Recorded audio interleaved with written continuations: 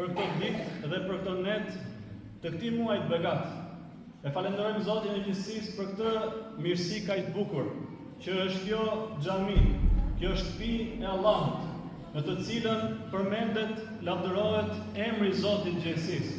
Lexohet fjala e Allahut, Kur'ani famlar, çohen salavate mbi pejgamberin Muhammed sallallahu alaihi wasallam dhe mësohet e vërteta.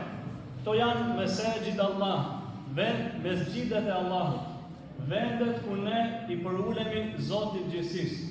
Kto janë bujutullah, shtëpiat e Zotit madhëruar.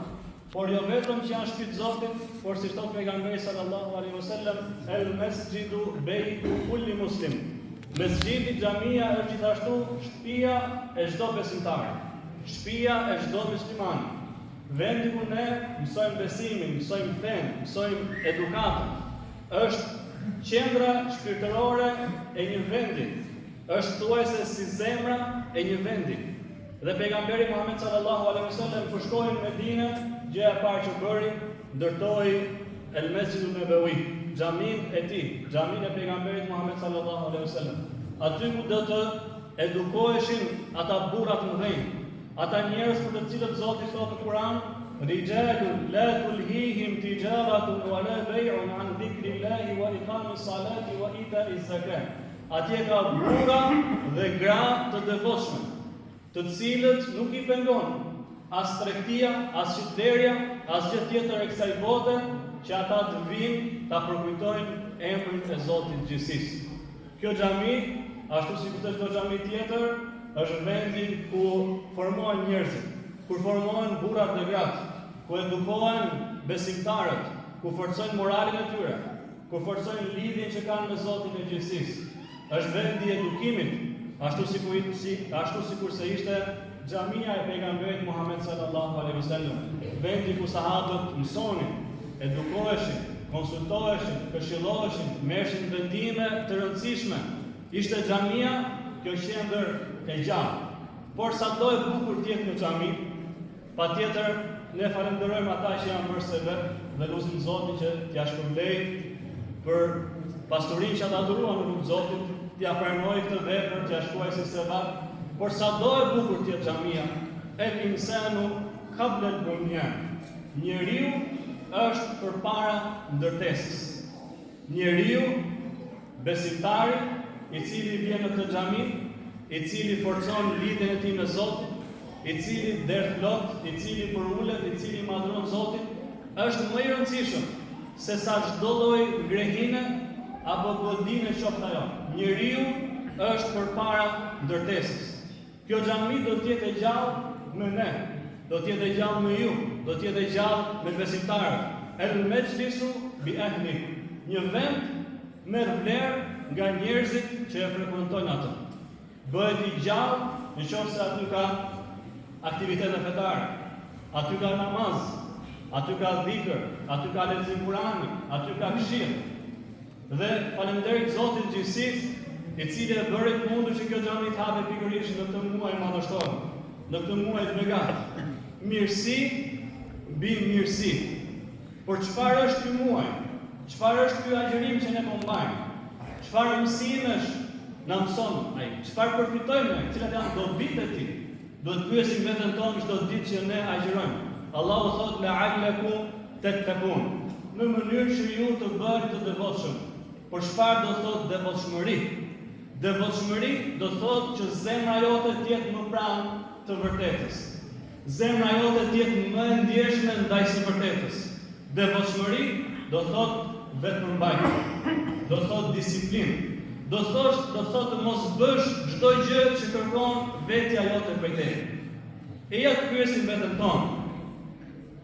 Po tani në Ramazan, a bëjmë ne çdo gjë që kërkon vetja jonë për nesh? Qofse ajo kërkon që të flej, a flejmë ne? Qofse ajo kërkon që të pushojë gjithë ditën, a pushojmë ne? Qofse ajo na kërkon diçka tjetër, a i bindemi vetes sonë apo e kundërshtojmë veten tonë? E kundërshtojmë egon tonë. En nefsu kat-tifl. Si thot poeti në vargjet e tij, egoja, nefsi, vetja thotë është si fëmia. In tuhmilhu shabba ala hubbi radar. Qofse ti neglizhon ndaj edukimit vetes, Pra nëse ne neglizhojmë ta edukojmë veten tonë në këtë shtëpi të Allahut, nëse ne neglizhojmë të forcohemi më shumë në këtë shtëpi të Allahut, kuptojmë vlerën e saj, simbolikën e saj, vetja është si fëmia. Nëse nuk e pret nga qumshti thotë, ajo vazhdon thotë ta dojë gjithë dhënien ose ushqyer me qumësh gjatë gjithë jetës. Njësoj si fëmia, ose ti ja pret qumshtin dhe nëse e lë, e mëson atë forme, gjithë jetën do të kërkoj. Edhe nefsi, nëse nuk e edukon, gjithë jetën do të kërkoj. Çfarë ndryshimi ka një i pasur nga një i varfër? Një i fuqishëm nga një i dobët.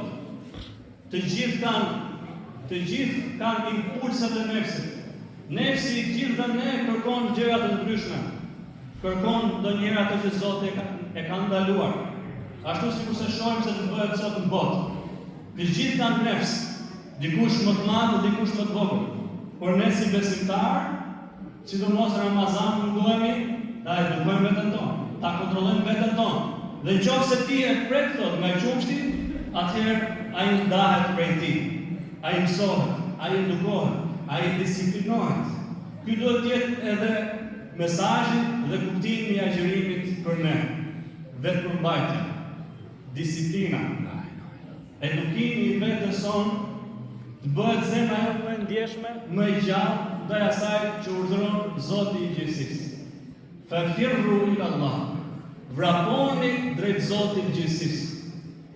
Wajilat qulubuhum, zemrat e tyre thot Zoti rrëqeten kur dëgjojnë për kujtimin e tij.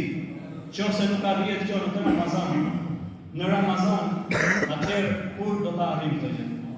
Nëse vazhdojmë po njësoj, thjesht ndërpresim vetëm ushqimin dhe pijen, atëherë kur do ta edukojmë në veten tonë?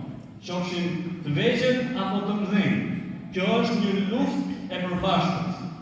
Lufta ndaj egos, lufta ndaj unit, lufta ndaj vetes, edukimi dhe disiplinimi i saj atje ku kërkon Zoti i gjithësisë. E nëse e bëjmë këtë gjë, nëse ecim në rrugën e më të zgjedhurit, e më të mirit, pejgamberi alayhis salatu wassalam, do të vazhdojmë gjithmonë duke u ngritur, duke u lartësuar, duke na bërë Zoti të paqë jetën në këtë botë dhe jetën në botën tjetër. Nëse ndjekim një rrugë tjetër nga rruga e tij, atëherë do të vinë gjitha shqetësimet, gjitha mjerimet dhe gjitha problemet.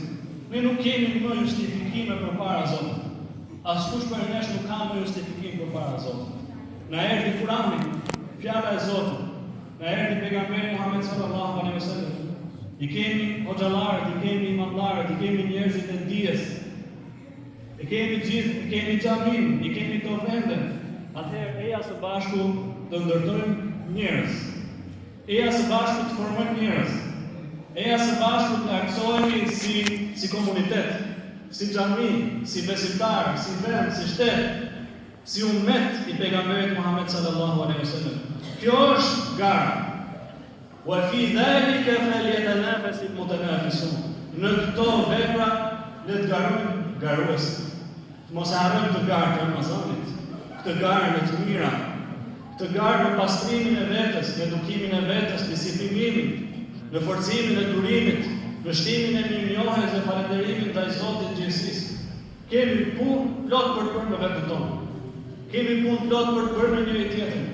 Rruga është e gjatë, rruga është e bukur, ka vështirësitë e saj, por mbetet vetëm shija e adhurimit, mbetet vetëm ëmbëlsia e tij. Le të shfrytëzojmë këto ditë dhe këto muaj të begatë Ramazanit.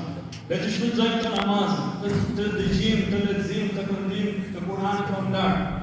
T'i hapim zemrat tona, jo vetëm veshët, por t'i hapim zemrat tona ndaj së vërtetës.